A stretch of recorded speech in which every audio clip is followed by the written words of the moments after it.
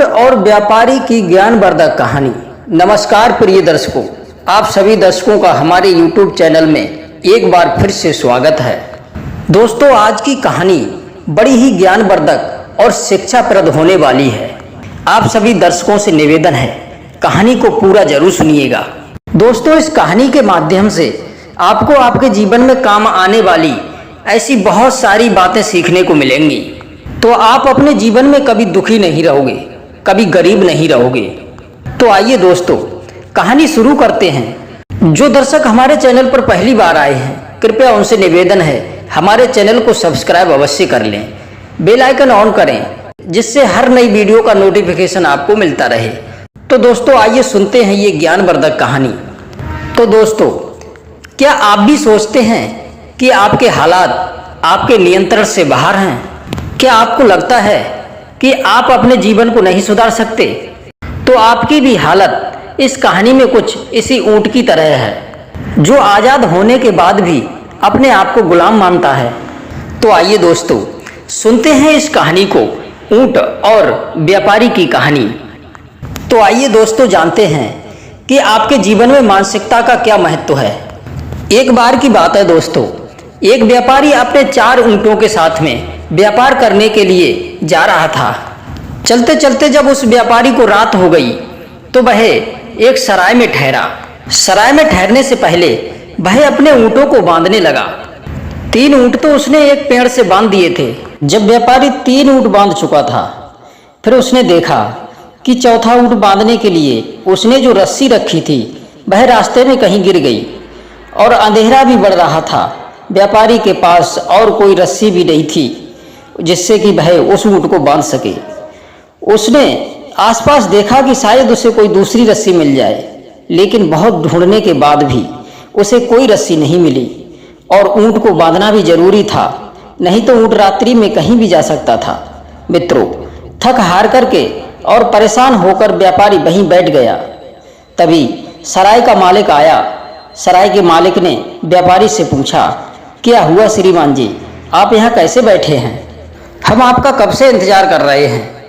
तब व्यापारी ने सराय के मालिक को अपनी समस्या बताई। व्यापारी की बात सुनकर के सराय का मालिक जोर जोर से हंसने लगा और कहने लगा, बस इतनी सी बात, ये तो कुछ भी समस्या नहीं है। आप एक काम करिए, आप इसे ऐसे ही बांध दीजिए। व्यापारी ने हैरान होते हुए पूछा, ऐसे ही बांध दीजिए मतलब? ऐसे ही बांधने का मतलब यानी कि आप इसे बिना रस्सी के ही बांधने का अभिनय कीजिए। आप यकीन मानिए, ये कहीं नहीं जाएगा। तब उस व्यापारी ने उस ऊंट को बिना रस्सी के ही ऐसे ही झूठ मूठ बांधने का नाटक किया और वह ऊंट शांतिपूर्वक बैठ गया।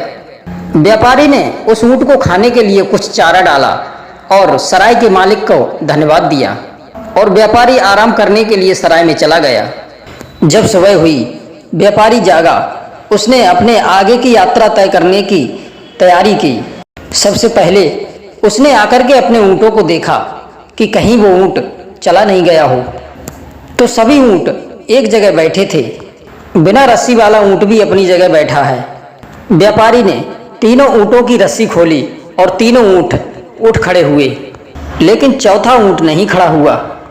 व्यापारी ने उस ऊंट को उठाने का बहुत प्रयास किया, लेकिन वह ऊंट उठा नहीं। व्यापारी उसे मारने के लिए एक डंडा उठा लाया। तभी सराय का मालिक फिर से आ गया और व्यापारी को टोकते हुए बोला, अरे भाई, क्या करते हो? इस बेजुबान जानवर को क्यों मारते हो? व्यापारी ने बताया कि वह बहुत देर से प्रयास कर रहा है, लेकिन वह ऊंट खड़ा नहीं हो रहा है। तब सराय के मालिक ने कहा कि वो उठेगा कैसे, पहले उसकी रस्सी तो खोलो। व्यापारी बोला, रस्सी? कौन सी रस्सी? अरे वही रस्सी जिससे आपने इसको रात में बांधा था।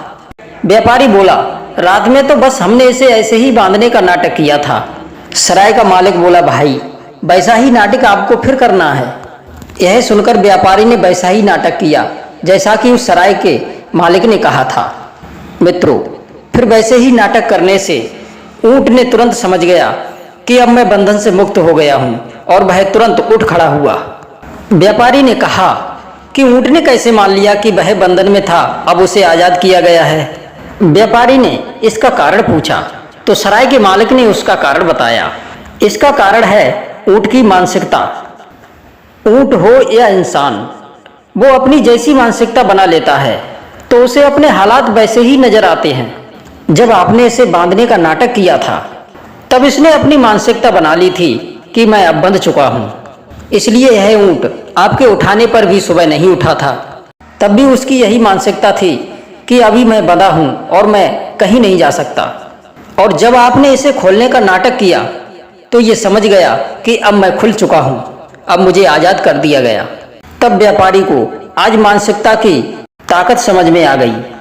व्यापारी ने सराय के मालिक को एक बार फिर से धन्यवाद दिया और वह अपनी राह पर चल पड़ा।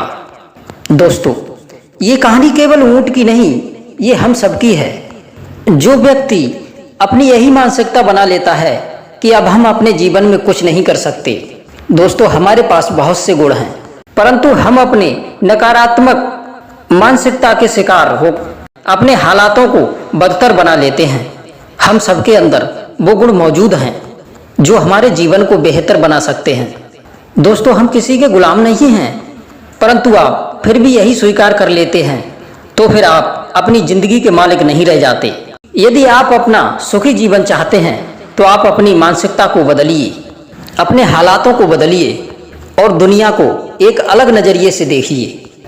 मित्रों, आप जो भी महसूस करते हैं वह आपके चेहरे पर झलकता है। इसलिए मित्रों, आप हमेशा खुश और सकारात्मक रहिए तो आपके जीवन में खुशियां लाने से कोई नहीं रोक सकता। दोस्तों, ऊंट और व्यापारी की कहानी आपको कैसी लगी हमें कमेंट के माध्यम से अवश्य बताएं। आप सभी दर्शकों का बहुत बहुत धन्यवाद। जय श्री कृष्णा, जय श्री राधे।